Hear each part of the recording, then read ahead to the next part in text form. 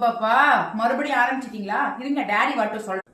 Phone பார்க்க கூடாதுன்னு சொல்லியும் பார்த்துட்டே இருக்கீங்கல்ல, இருங்க இன்னைக்கு கண்டிப்பா டாடிட்ட சொல்றேனா இல்லையாப்பா. வாங்க வந்துட்டீங்களா?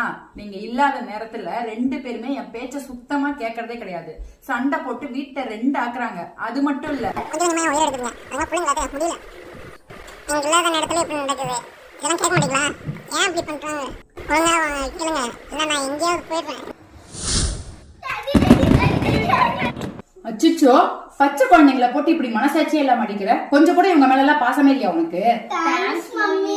நீங்க மட்டும் இல்லனா இன்னும் எங்களை ரொம்ப அடிச்சிருப்பாரு மம்மி. அவரோட நீங்க தான் மம்மி எங்க மேல ரொம்ப பாசமா இருக்கீங்க.